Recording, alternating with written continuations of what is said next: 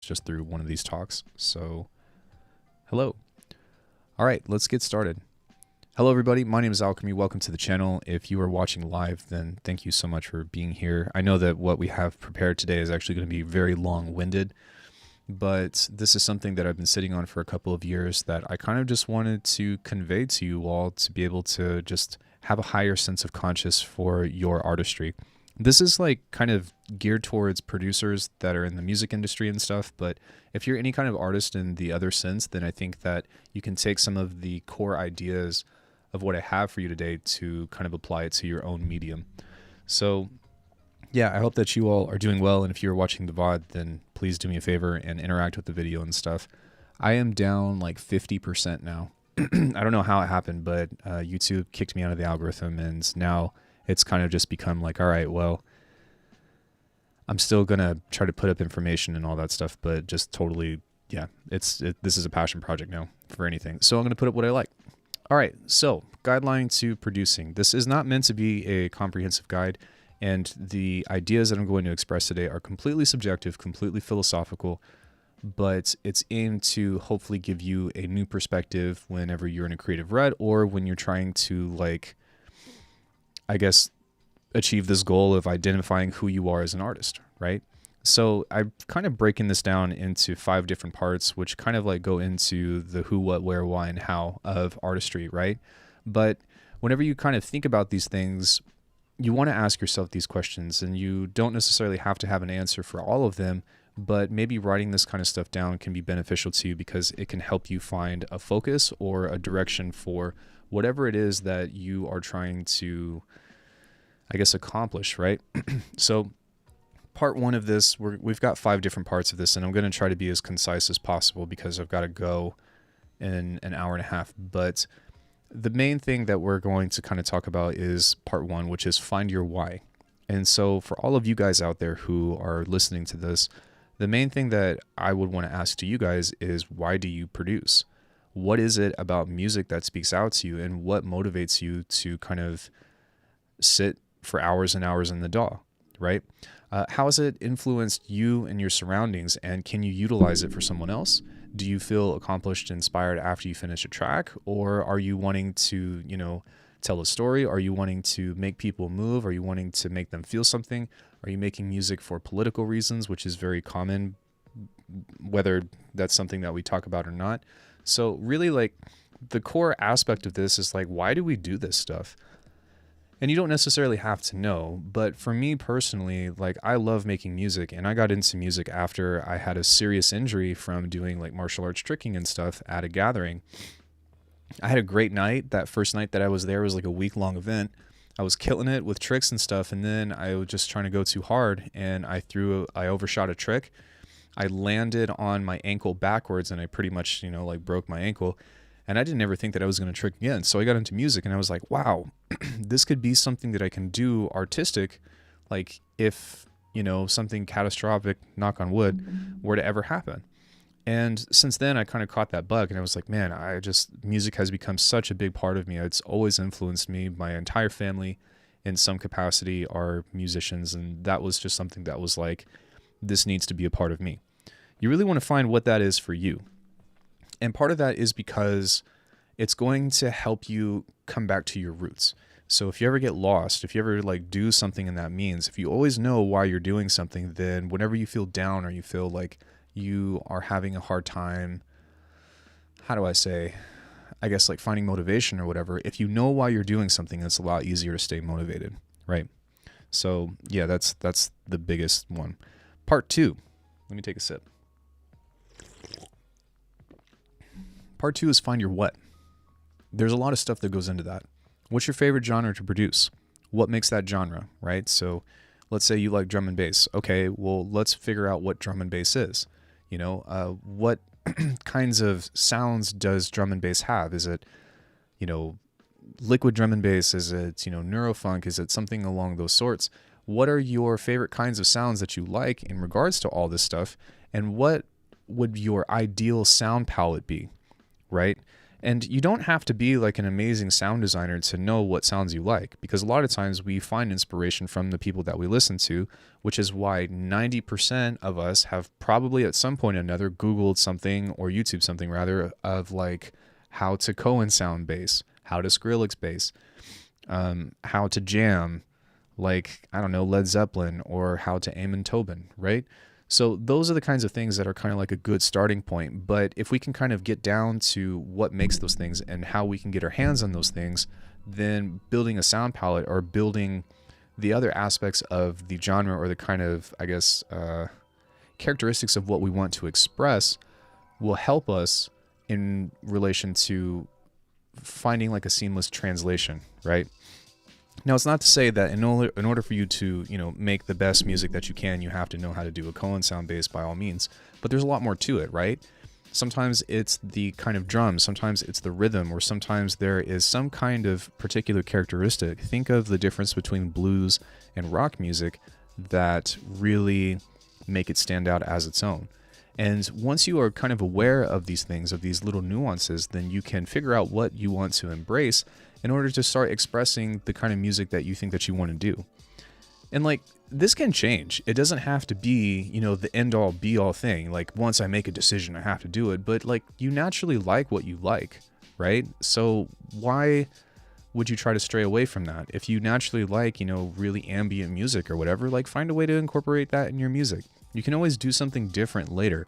But right now we're trying to figure out how to embrace ourselves and figure out like, what is our natural affinity towards the kind of music that we, I guess, want to make, right?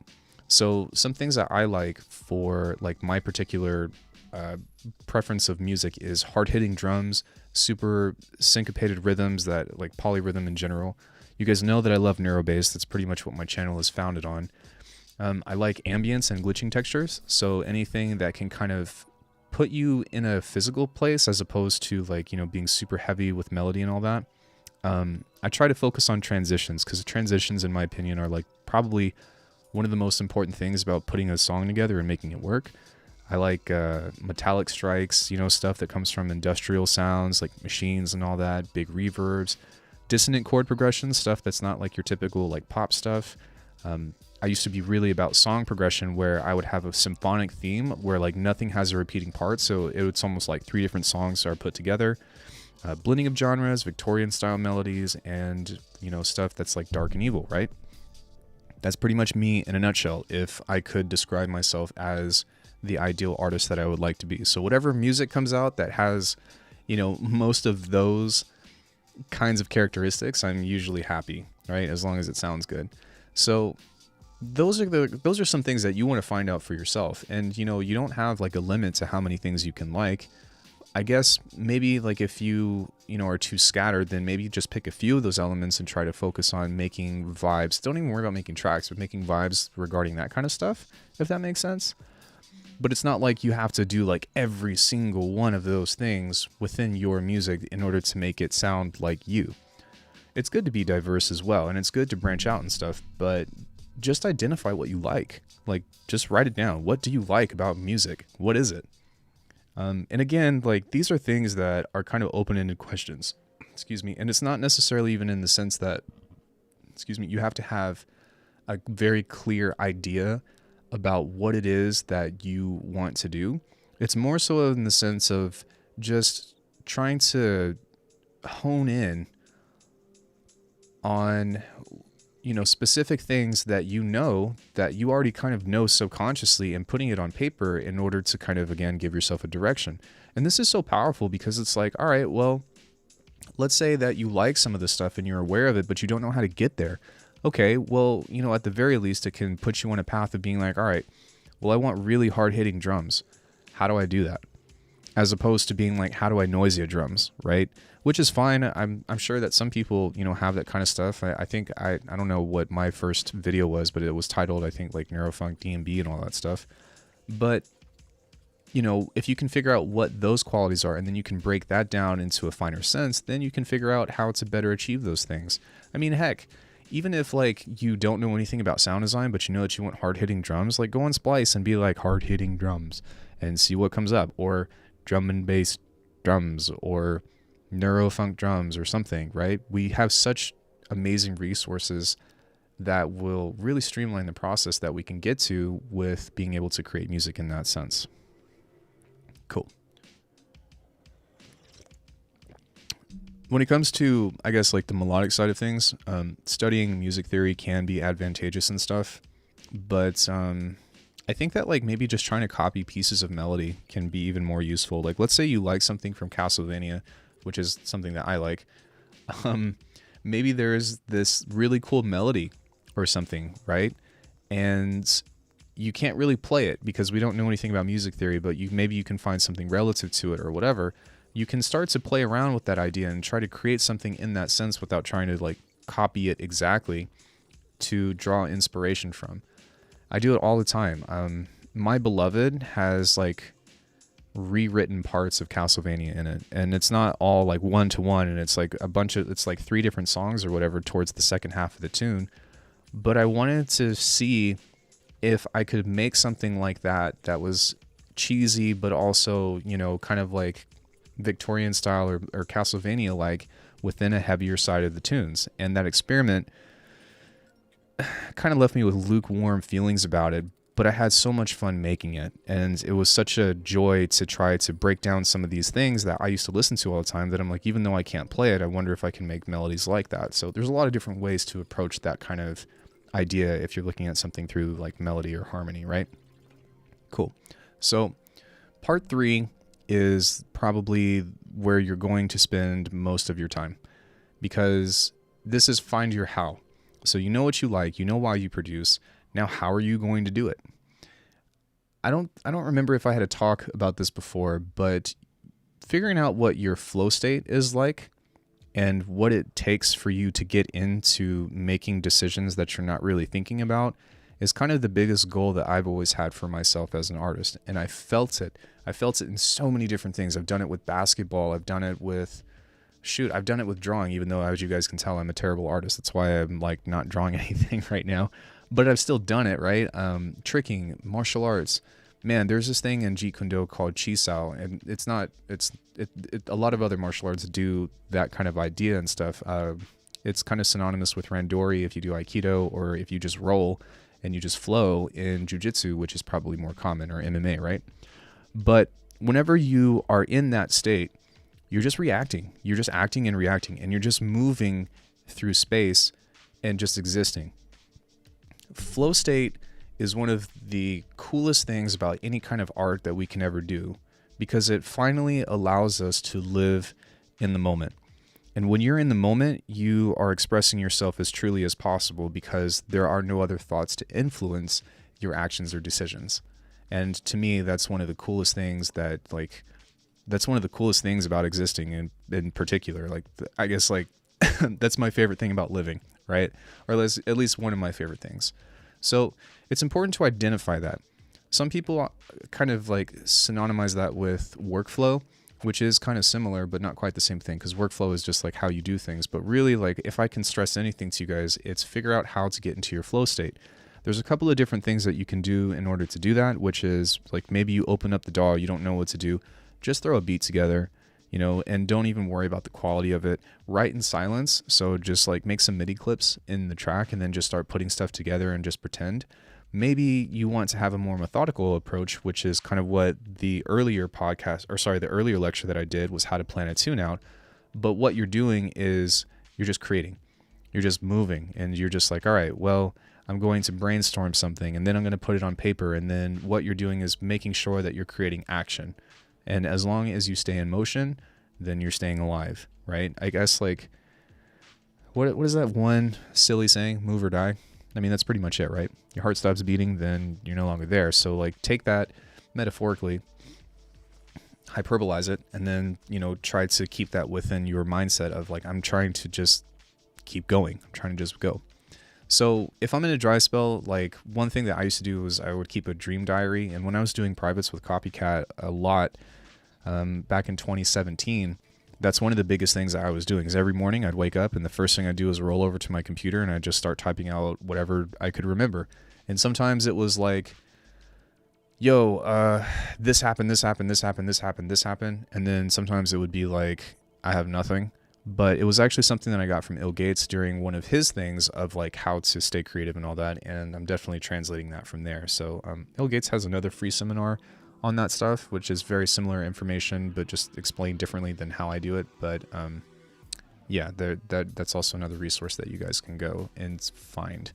But for me personally, like that's only one thing. Some other things that you can do is doing a very minuscule task. So it could be something of like, you're just going to drum. Maybe you're just going to jam on your guitar for a few minutes. Maybe you are going to go for a meditative run, or you're just going to sit and meditate. And that's a whole different idea in itself, but it could be something along the lines of, instead of trying to quote unquote clear your mind, you need to think about everything and let it pass. Yeah, do I want to talk about that? Yeah, okay, so there's this quick and easy meditation that I used to do with the kids whenever I was teaching martial arts to them.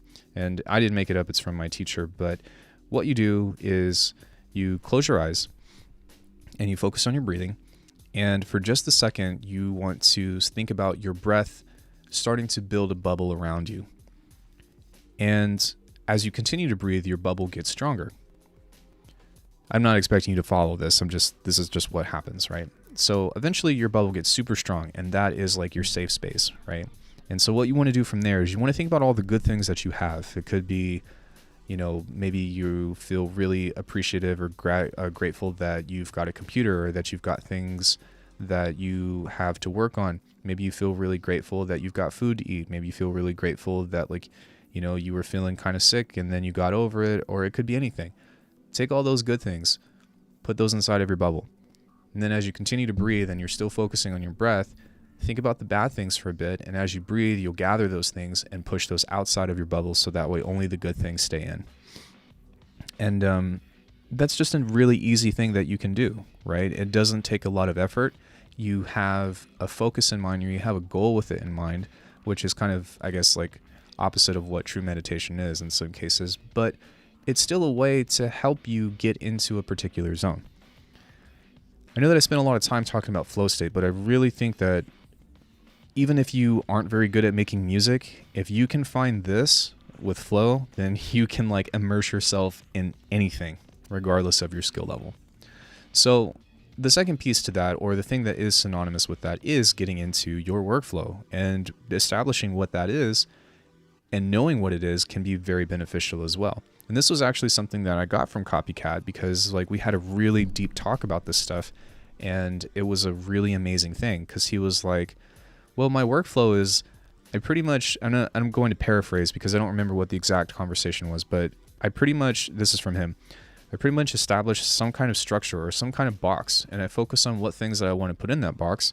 And then whenever the box doesn't work anymore, or I want to do something different, then I establish a new structure, right? Box being synonymous with structure, right? So for me personally, I almost always do sound design. Like every time I open up my computer, I do sound design. And I try to do all the things that I would want to include in my tune. So I would do something like the drums, I would do the bass, and then I would try to focus on like texture like things, because I don't really focus on making like leads or anything. It's just not what I do. I can, it's just not what I try to focus on in music, right? So then you want to think about, okay, well, what can I do with those sounds? Then you get into the arrangement section. We just had a talk about how to plan out a tune. So if you can find a structure, then really it goes into the idea of how do I take these components and how do I apply them to a tune? You know, most of the time you start with the main section, right? Or you start with the drop, however you want to describe that. Then maybe you get into the idea of creating a super loop, or maybe you get into the idea of writing horizontally as opposed to vertically, which I would probably advocate is usually a better idea. That way you are never in the quote-unquote 8-bar loop of death, even though we talked about how to get out of that. Duplicate, variate. Maybe you start with an intro, right? Maybe you want to start with something that has a grandiose thing and it's just like really beautiful and ambient stuff, and you want it to go into something hard. But what you're basically doing is figuring out like what is the core concept of the song or the tune that you're making, and then what is your flow, or like what is your process of how you go from one piece to the next, right? So I do sound design, I do arrangement, then I'll focus on the transitions and effects, and then I usually do like the main mixing at the end. Like I always do mixing as I go, but when everything is kind of together, then I'm like, okay, what's working, what's not working, and then go back and fix that stuff. Then, of course, at the end is usually mastering, which makes sense because how are you going to master a tune that hasn't been written, right? So within all that stuff, like, that doesn't have to be that way. Maybe you focus on, instead you have the approach of, I want to do arrangement first. So you take whatever whack drums, whatever whack bass or something, and you just put an idea down, and then you go back and you upgrade those sounds, right? Or maybe you spend an entire afternoon focusing or picking out a track, and all you ever do is focus on putting really cool, like, you actually make sounds that are meant to be transitions. For me, it's fill basses or something like that, right? So, like, there's a bunch of different ways to kind of approach that, and there is no right or wrong in how you do that for you, but it's really important to focus on, like, building something like that because it's something that you can always rely on.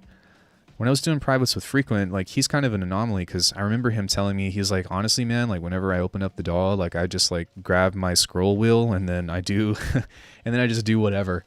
And whatever BPM I land on, I just try to make a tune in that sense. And I'm just like, you are something else. He really is incredible in that sense. But for me, I have to have more of a logical approach to that kind of stuff because it just doesn't, you know what I mean? Like, I can't rely on my creativity in that way, which is exactly why this video is going to exist in the first place. So once you have a workflow, you know how to get into flow state and all that stuff, let's talk about what your producing goals are. Write them down somewhere, right? Like, make goals for producing. Don't just be like, I'm just going to try to make better tracks. Like, break things down into exercises. You have to remember to practice.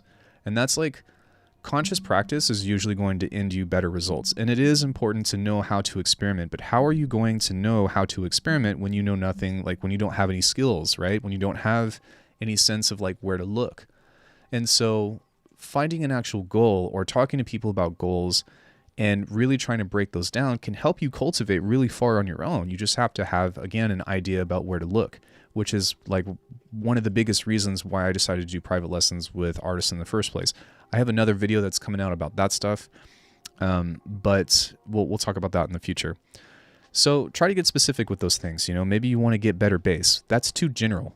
What do you mean by better bass? You want to figure out how to play with making it work in the context of a tune. You want to figure out how to build harmonics. You want to figure out how to get better at filtering. Do you want to figure out how to get more stereo emphasis and all that stuff? Those are the kinds of things that you want to try to hone in on because those are the kinds of tools that you're going to be placing in whenever you go back to, quote unquote, your workflow, right? Those are going to be tools and, I guess, processes that you're going to start to incorporate naturally without thinking about because you know that stuff that's going to work. You know that stuff that is going to be useful to you whenever it's time to start writing tunes. Yeah. So that brings us to part 4, which is execute. Man, okay. So I think that, like, establishing all that stuff is great in concept or whatever, but the execution part is, like, probably the most crucial part, even if you don't know any of all this other stuff, because in order for you to write music, you have to sit down and write it, right? So for me, I think it's important to try to have a plan coming into each music session with at least one goal in mind. But sometimes, like, you just have a creative spark, right? Sometimes you start doing one thing and then it goes into the next thing and you're just like, wait, what am I doing? Oh, wait, this sounds kind of cool. Like, go with it. Don't ignore that for the sake of having that goal. You've already gotten that goal written down. It'll always be there that you can come back to, even if it shows itself in a different way. But whenever you feel inspiration, it's important to act on that kind of stuff because that is a spontaneous thing. And you do need to stay spontaneous within making music. So, if you start doing sound design and then you start finding yourself wanting to, make a track or whatever, and it works out, like, that's fine. If it doesn't go anywhere, like, don't beat yourself up about it because you practicing making a sound and then trying to put it together in some way is still, in a sense, a means of practice. You need to recognize it as that sense of practice because I think that it's so easy for us to get in the habit of having the expectation that, like, it's just going to come together. Like, oh, okay, I was feeling this now, and I expect this 8-bar loop that just came together to pull me through an entire song. It doesn't work that way a lot. It really doesn't. Like, you ever look at interviews with other artists and stuff? One of the last privates that I did with Frequent, he was like, yeah, man, I've been working on this tune for like 2 years. I'm like, what? 2 years? 2 years. I have never spent more than 2 weeks on a tune. Never have I spent more time than that writing a song. And for me, 2 weeks is a long time. So take that into account though, right? Save all your stuff. Don't delete all your projects or whatever. But if you're in the active writing process about those things, right? Keep those ideas relevant. Don't just say like, well, maybe you'll come back to it one day or maybe this or something. Like if you have the intent on like really feeling an idea or committing to an idea, it is really important to like bring it with you. Keep that idea around, Try to play that tune and put something on TV on. And this is crazy, but maybe you might hear something that's on the television or on the radio or whatever, and like these two sounds interact with each other and you're like, oh, I got it. I finally figured it out. But you want to keep that idea relevant. That's probably one of the biggest pieces of advice that I can give you on just writing in general. I should have said it last week, but yeah, that's like such a powerful tool, is like keep your ideas relevant, right? So in that sense, try to imagine where these ideas can go once you start putting something together. Try to, play them with different context, or, try to splice some of these like broken quote unquote ideas that you have from different projects together and listen to how they sound, together. Like don't really worry about the mixing and stuff, but just see if there's some kind of concept or some kind of link that you can use in order to connect things, because that's what music is all about for me now, is how do I connect things? How do they go together? How do I find the most interesting way to put these building blocks together in some way or another? So yeah, aside from the imagination part, you can think about like what, the groove or what the part is saying to you, and think about how it can translate to, other things, or like if you're storytelling or something in that sense, maybe this part is saying, like here is something that's happening that's very important, but now I want it to evolve, or now I want it to devolve. Now I want it to go into something that's softer, or like having those kinds of ideas will help you figure out how to execute those things, right?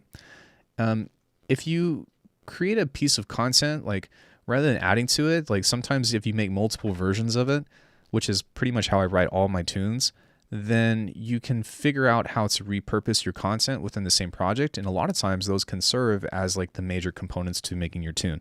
I already talked about this last week. It's just in the notes that I have, but I do think it's important, in case if you haven't watched that video, to kind of keep that in mind. So whenever I write a main section, I'll usually do like multiple versions of it. And I'll take the coolest parts for what that is, and then I'll be like, okay, well, is there a way that I can lead these together? And the reason why this is so cool is because you are repurposing your content, for one, but two, you're using all the same sounds that you were from the beginning of the project. If you get stuck in the 8-bar loop, do another 8-bar loop. That's like, right? Like that's an amazing, like just easy thing. You have no idea what to do. I'm in the 8-bar loop. What do I do with it? Do it again. Do the same thing again in the same project, or do it in a different project. Stem it out. Bounce it out, granularize it, all those things. I know that we're still in the context of execution, but we're talking about how to practice, for one, but how to keep moving, I think, is what is most important. Kind of like in the sense of like being more spontaneous, of like not having a plan of going into things, right? One cool thing that you can do is give yourself a 5-minute rule, or give yourself a time rule. So like if you are working on something and it's just not happening for you, give yourself a time limit on it. Hey Siri, sorry, let me close out of that because she's going to think that I'm actually going to say something. Tell her to give you a 5-minute timer. Tell her to, or whoever you got, Cortana, it doesn't matter. Or just tell your brother or sister or spouse, or I don't know, tell your cockroach. Hopefully you don't have any of those, but tell somebody something to remind you, stopwatch of like, all right, this isn't working. I'm going to spend 10 more minutes on this bass. And if it doesn't like match out, then just keep moving.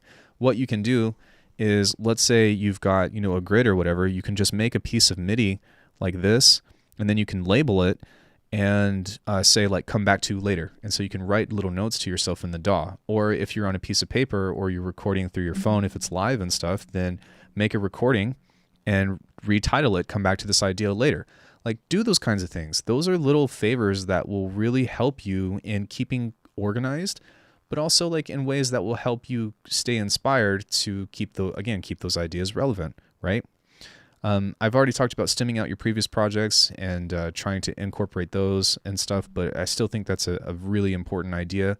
Save all your stuff. Save all your stuff. Even if you don't like it, stem it. Send it to somebody else. There's that new program that recently came out, which is that collab thing. I don't remember what it's called, but it's from the same people that made Captain Chords and all that stuff. But like you can do like free online collabing now. So that's a great way to kind of do all that stuff.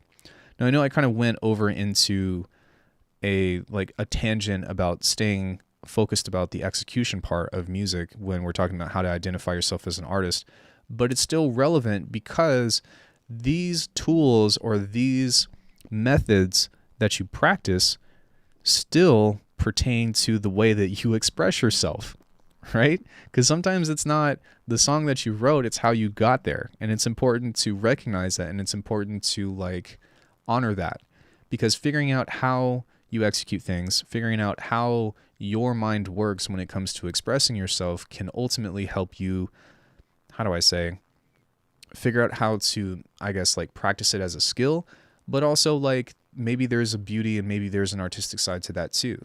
You know, maybe some people go into the mountains for a week and they sit in a, sweat house or something and have visions and all that. And then they come out of it with this, with this epitome, and they're like, I know exactly what I'm going to write. Now, that's never happened for me, or maybe you have some kind of ritual or something, but like those are things that people do for a reason. Those are things that can be useful to you. Those are things that you can draw inspiration from. And there's it doesn't have to be just one, but I'm not saying, like do what I just expressed or whatever, but try to find different things that help give you that creative spark. And those are things that you can put in your pocket for knowing who you are, right? So the fifth part is really just kind of working into the idea about kind of what I've been talking about with this whole idea, which is efficiency and recollection of what you've done and having final thoughts. Once you have a piece of music that you've done, or once you have something that you've accomplished, whether it be your favorite or whatever, go back and reflect on that stuff. Take notes.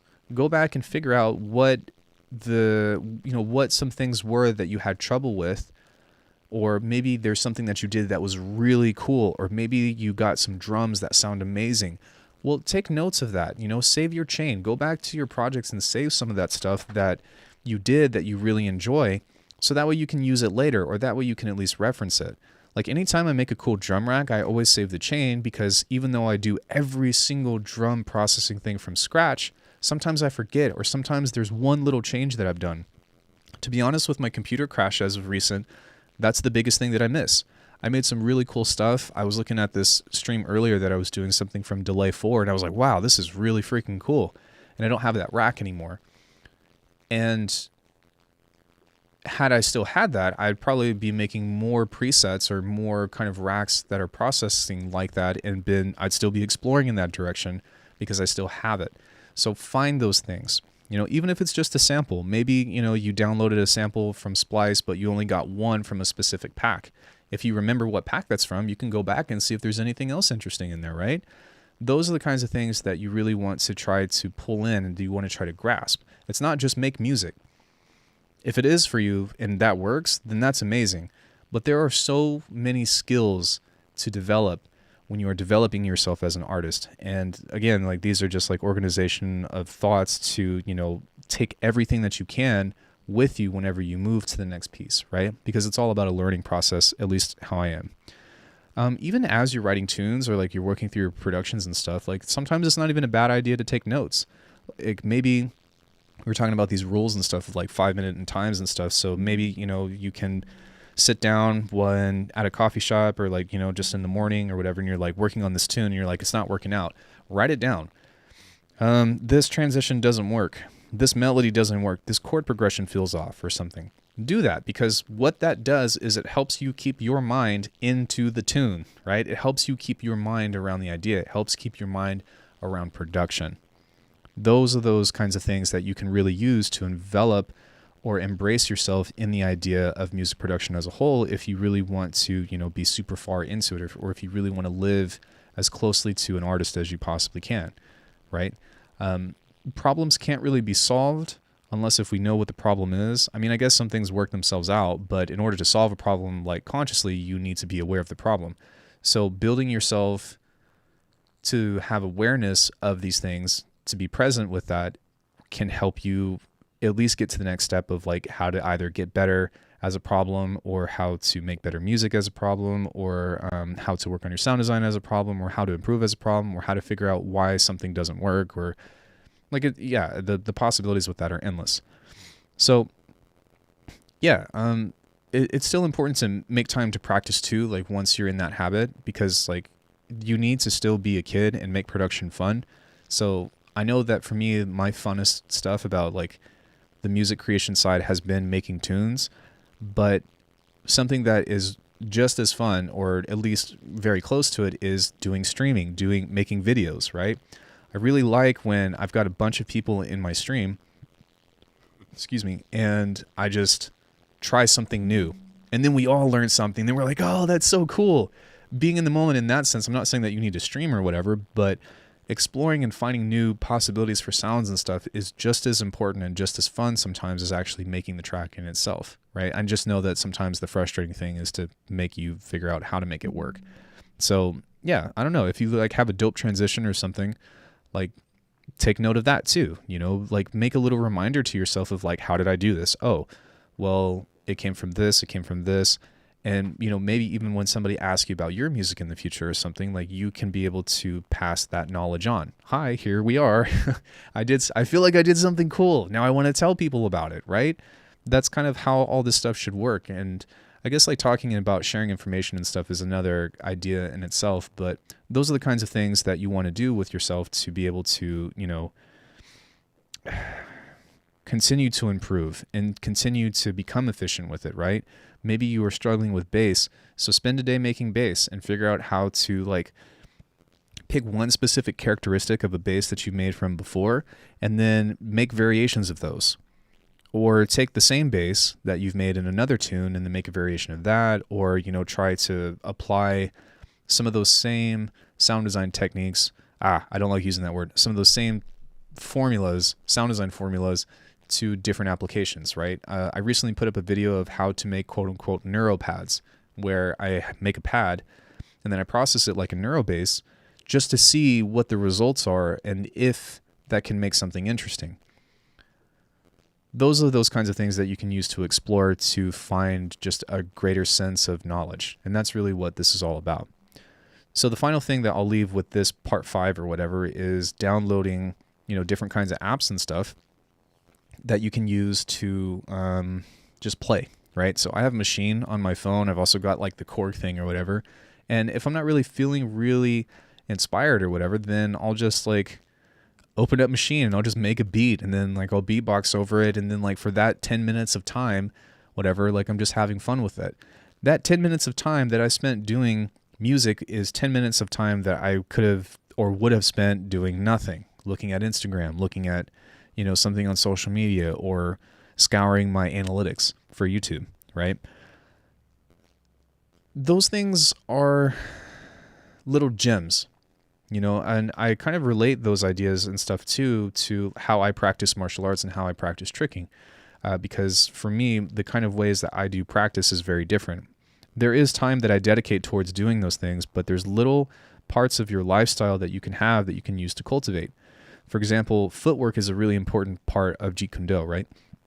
And what I do in footwork, as opposed to being like, all right, I'm going to sit and do 30 minutes of footwork.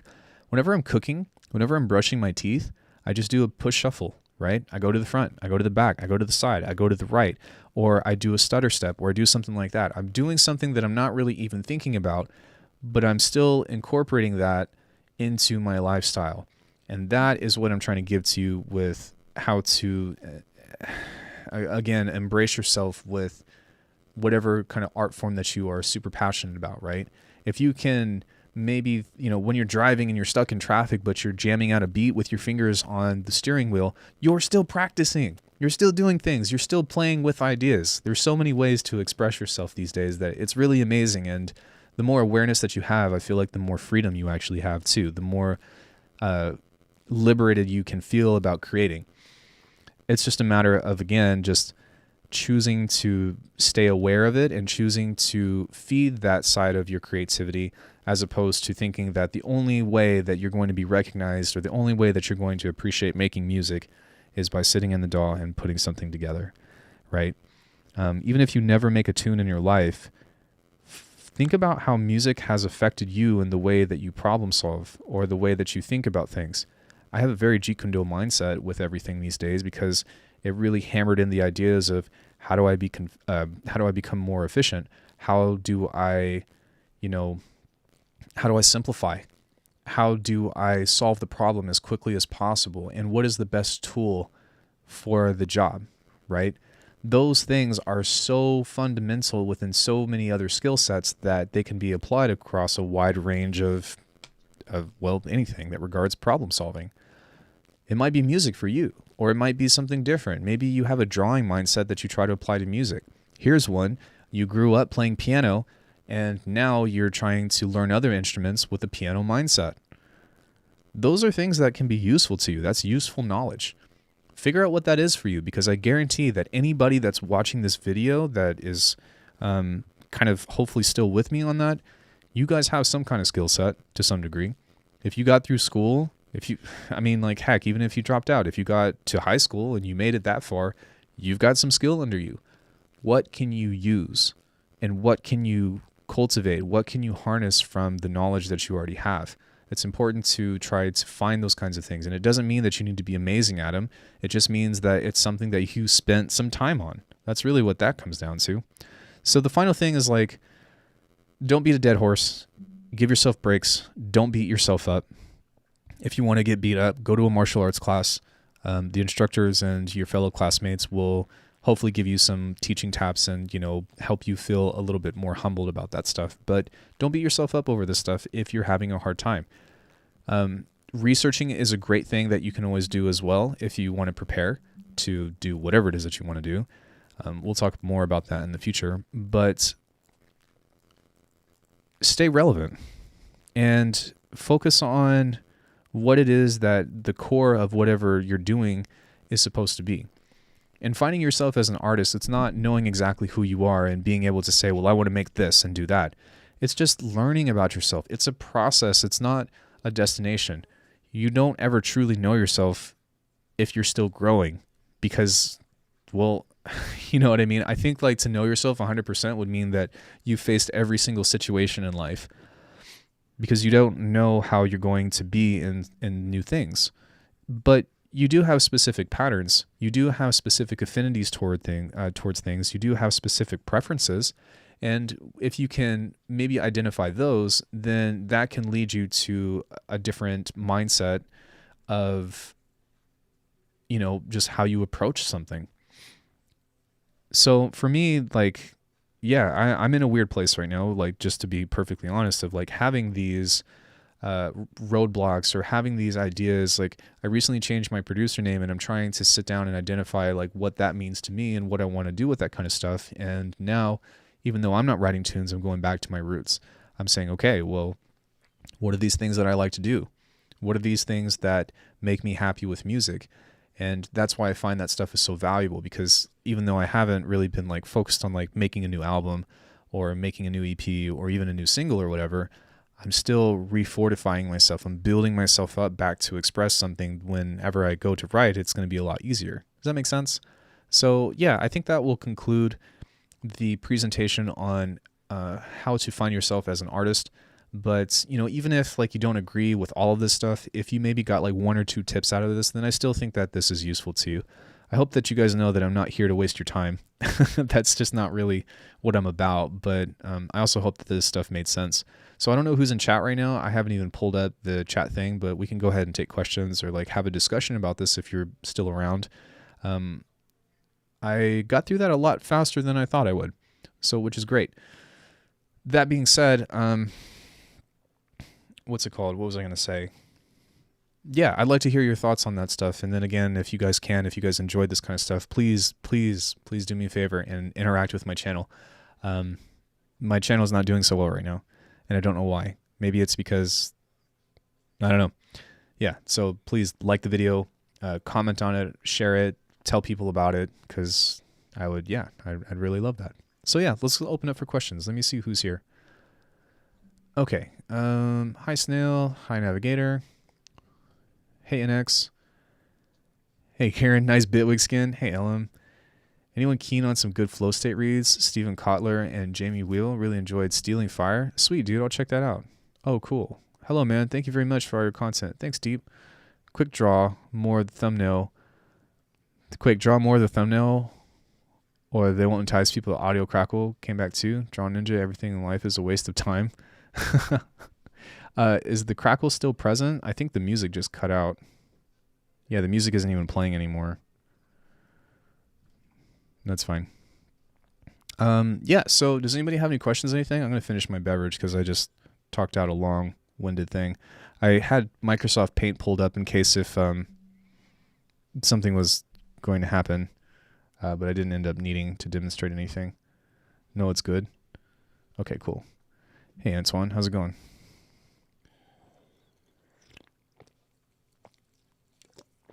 Hey, Alchemy, what were you doing when your channel was rocking? Pandemic, I think, is what it was. What's going on here? I just did a presentation on how to find yourself as an artist. You can scroll back if you like. The VOD will be up public for everybody. But basically, I just talked about different strategies and different ways to help bring yourself awareness of who you are as an artist. I joined right as you were ending, but I'll check out the VOD. I love the last class you held. Cool, thank you. I appreciate that. Hopefully it'll be interesting to you. But yeah, basically, I'll just summarize what we talked about. There's 5 different aspects to it. It's, you know, who do you want to become as an artist, or how do you find yourself? And we have 5 different parts. So finding out your why, finding out your what you want to produce, finding out how you're going to do it, figuring out how to execute what it is that you've identified that you want to do, and then looking back and reflecting on how to either make it better or how to practice or grow from that. So that's kind of what's going on. By the way, you are still wrong. And thanks, Tony. Yeah, I don't know what I was doing, and I don't really know why YouTube kicked me out of the algorithm, and I'm not really here to complain about it, but I'm almost wondering if maybe like just the content isn't just that interesting to people anymore or whatever. But you guys have to, like, I always have to remember and have to remind everybody too that like the YouTube channel is also for me. So the information that I'm putting out, like, this is something that I can look back on years down the line. So hey, just wondering about one thing. How much time does it take to become a decent producer for making a career or self-performing? All right, so Victor, like, it's really important to know that like performing and producing are 2 different skill sets. So you can cultivate them at the same time, but if you're a better producer, that doesn't mean that you're going to be a better performer, right? It's kind of a big difference between like DJing and just making tunes in general. So how long it takes really just depends on you, right? It depends on how much time you put into it. It depends on how much influence you have.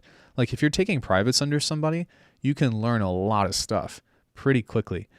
But just because you're learning a lot doesn't necessarily mean that you'll be able to process it in a way that makes sense to you, right? And that's kind of what this whole presentation was about figuring out how to embrace the knowledge that you have and then change it into something that applies. Whenever I'm teaching tricking, which is like flipping and like kicks and stuff in the air, I tell people that there's like 3 different ways to knowing something.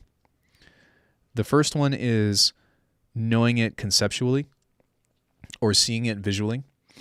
The second one is putting in the actual practice to it of knowing it with your body. And then the second, or like the third, is pretty much like performing it, right? Or application. If I saw a backflip, then I would know how to identify a backflip. If I looked and watched a video tutorial and I practiced how to backflip, then I know that, right? I know like what goes into it. But then I need to know what it feels like to actually do the backflip. I need to know what that feels like to actually be able to, you know, physically put all that stuff in. Like my body needs to know it. And so like, while that doesn't translate to every single thing out there, like there's still different kinds of knowing. And those are the kinds of things that like really just adds another degree to knowledge in itself, right? But there's different approaches to doing that stuff. And that's not really like the focus of today's video, but it's important to know that like when you're talking about cultivation, that's why it comes down to you and how you process that information, right? So I think that like, and it depends too, right? Because like it's art. It's art. You know, maybe like you spend a lot of time learning how to do sampling and stuff, and you just make like really sick lo-fi. Like the time input that you require to make good lo-fi is a lot less than something like, you know, writing a full-on symphony. Like, I'm sorry, it's just not as hard. Like, fight me, right? Don't fight me. But making lo-fi music is not as difficult as even making something like drum and bass. But that might not speak to you, right? So there are different degrees of skill and stuff, and I'm not saying that lo-fi music isn't as great or isn't as amazing as a different genre, but I will say that there are different skill curves or learning curves to doing specific things. It just depends on what it is that you want to do as an artist, right? And it also depends on how long it takes you to figure out what it is that you want to do. So, yeah. Sorry, I have some times where even outside of flow state, I'd easily crush a track, but when you have one, I feel like experimentation with tools will make you better. Yeah, and so like, I really believe that you can cultivate creativity. And there's a lot of different ways to talk about that. There's a lot of different ways to express like what creativity is and like where it comes from and all that stuff. But one very simple approach that you can do is to take one idea and start looking at how many different combinations you can pit it up against another idea. It's not complicated. It's two simple things put together, right? Easiest thing. You want to get better at drums, like at drum patterns, right? Okay, so start with the kick. How many different ways can you lay a kick on the grid? Okay, now that you understand how to put a kick on every beat, add a snare to it. How many different ways can you add a snare to it that makes sense to you? Then once you have that, you can add another element. Then you can change the timing of that. Then you can implement swing. Then you can do this, you can do this, you can do this. And you can start to see that suddenly, as opposed to you only having one field of knowledge in one way, you are starting to build all these different formulas or these different exercises or these different experiences that you can use to choose different options, right? And then suddenly what it becomes is you've got this huge depth of things, right? For me on sound design, I'm like, all right, well, today I'm going to try to do this with drums. Today I'm going to try to do this with bass, or try to do this, do this. I found here's an easy example. I found a really cool way to make lo-fi drums. Not lo-fi drums, to make like trip hop style drums by using a pitch shifter. And I'm not really going to play it or whatever because it's not really all that important. But what I did was I did the same processing that I would normally do on trip hop drums, and then on the master chain or on the group chain, I threw a pitch shifter on it and made sure that the low end was in mono, and like it worked. And I was like, wow, that's something that I've never tried before. And it's not me saying like, oh, I'm a genius or whatever, but it's just trying to find new things within that, trying to pick these different directions to explore in, right? Those are the kinds of things that you want to start to try to implement within yourself to explore beyond, because that's how you're going to learn best, is by exploring. You need to put yourself into a position to where you can make mistakes, to where you feel safe in that, but you also need to put yourself into a position to where all of the doors are open, because it's space, right? A testament to experimentation. Yeah. So everything is about an approach. Exactly. Like in my opinion, science aside, and even to some degree science, right? Everything is about two things for me. It's about your perspective, which is how you approach something, right? And then it's about the transition, which is how well you move from one perspective to another, or how well you transition between something. That's the idea of adaptability. And adapting to something is transitioning into something. And so for us, whenever we look at things, right, it's like, is the glass half full or half empty? It's beyond that. That's what that is a perspective. Whether or not you look at something half full or half empty is obviously like how well you transition, but the other side to that is that you're still holding something that still has weight to it, right? So all these different ways of looking at things, all these different perspectives that you can have are really amazing. And the more perspective you have, the easier it's going to be for you to find out how to experiment. You know, if you know what goes into, you know, house music, but you also know what goes into a different genre like death polka, then what can you take from those elements? What can you take from those ideas to make them mix? What are certain things or certain formulas that can go together? And then also it's important to figure out what doesn't work together. It's that whole like Edison thing, right? It's like I didn't fail 700 times. I found 700 things that don't work or whatever, which I think that he's just kind of bolstering himself. But at the same time, like it is definitely a viable it is definitely a viable thing to say if that's really how he feels. Does that make sense though? Perspective is everything to me. Death polka, I need this in my life. YouTube it. It's kind of the floating meme within this channel. We have a mod here. His name is Greedo, and he always mentions death polka. But yeah, within all those things though, like it's all about how you look at it. It's all about, you know, from that perspective. If we truly live in the idea of a 360, you know, degree universe or whatever, there's essentially an infinite amount of perspectives that we can have.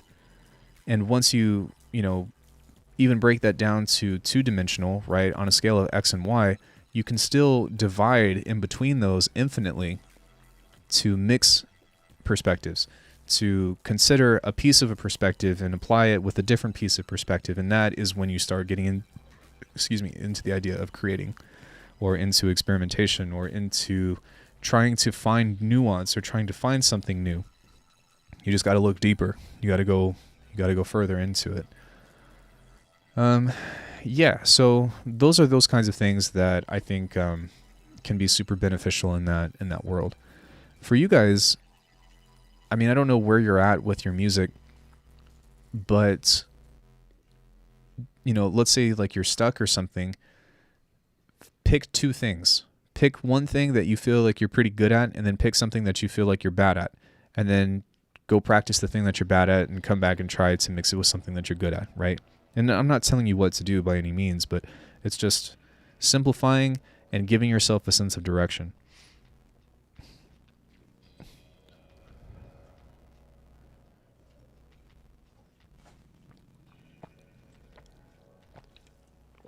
Sorry, I'm drinking stuff.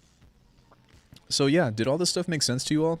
Do you have any last minute questions or things that you want to discuss or talk about?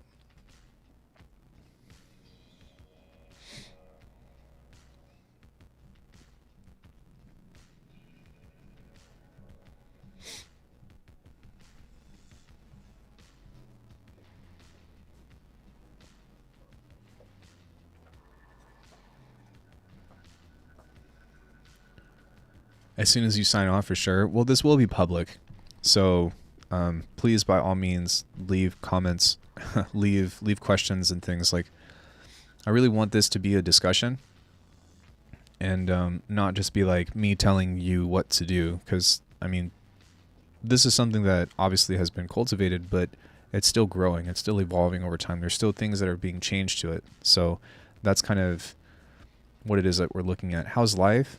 Life's okay. I'm just I'm trying to figure things out right now.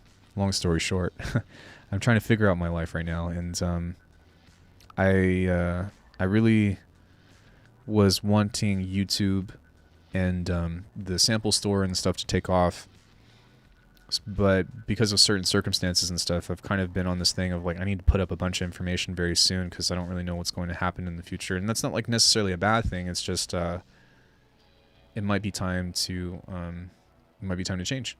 So yeah, that's part of why this isn't an edited video. Are you worried these are too much on the side of you telling us what to do? No, I'm just trying to be clear with the intent, with the intention, and let it be known, hey Diza, and let it be known that like this is a discussion type setting as opposed to, you know, like again, like me just being super teacher, because I'm still a student too. And that will always be. I am still a student. I will always be a student. Sometimes I like being a student a lot more than a teacher, to be honest.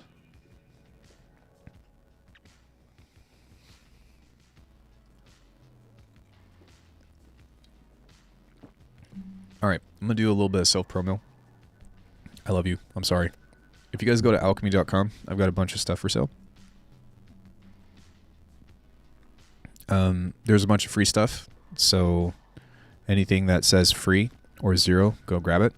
I recently came out with the Eternum pack that has some crazy sound design stuff for Faceplant, and this is probably the best and coolest thing I've ever put out.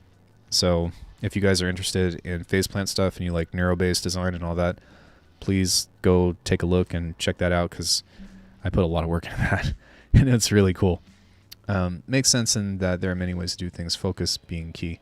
Yeah, so the other side to the other martial art that I did in the same place is called Doji Kung Fu, and it means many ways, and many ways Kung Fu, I guess. But what that basically means is that, like, there's multiple ways to solve a problem.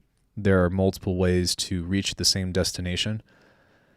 There's multiple ways to cultivate something that might be considered the same thing. There is no right or wrong. There is more efficient, and there's ways that, you know, are less efficient, or there are things that work and things that don't work. But ultimately, like, we're all people and we're all on our own path, and you have to figure out a way that makes sense for you. And that's really, like, kind of everything, right? Like, who am I to tell you how to live your life? Who am I to tell you what to do with, you know, what to do with music or anything? It's just a perspective, and just saying, like, here is a path that has worked for me, or here is kind of my mindset on how I look at things within music, because I have a very, like, structure way of thinking about things. I try to be like, all right, if I'm learning something new, I'm like, okay, well, what's the core? What is the core of this? What is the frame that makes this what it is? And then what is it that helps support it? And then where can I break that structure without it completely falling apart? It's like Jenga, right? That's what Jenga is all about. Here is a bunch of blocks. It's a very sturdy thing that's all lined up. Take a piece out. Did you break it? No. Okay, so you can take another piece out, take another piece out, take another piece out. And what can you do with it? And how far can you go before it topples down into nothingness?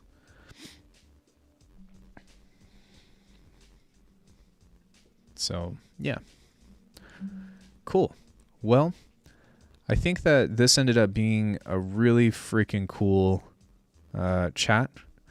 I really appreciate you guys being around for these kinds of things, of these lessons and stuff. I do have a couple more planned. If you guys have something that you want me to talk about in the future, then let me know, either in the Discord, in the comments, or something. This talk that I just did has been on the books for like 2.5 years. This is something that I've been wanting to talk about for a really long time, and I wanted to do something like on a grander scale, of having like really cool, you know, visuals to go with it, and, you know, all that stuff, like a normal, I guess, like documentary or something. But honestly, the information is the information, so take it for what you will. Call it lazy, call it whatever. I call it of me just needing to get it done. So there's that. But yeah, thank you all so much for joining me today. I know that it's Friday and I usually do production, but again, I have a meeting with someone in an hour, and I kind of want to go and talk to them about what's going on with my life and all that stuff. Nothing bad, but I'm a little bit busy. I might be on later for some production side of things. I'm not really sure. I don't want to make that commitment and let you all down. But yeah, thank you. And thank you, Generic Apple. I appreciate the thanks. Yeah, if you guys have any questions, let me know, or leave them in the comments. Be sure to like this video. If you're not subscribed, please subscribe. Subscribe, damn it. I make good content. I believe that I make good content anyways. It's for you. So yeah. All right. Much love, everybody. I will see you all later, or hit me up on the Discord. And that's all I got for you today. See you later.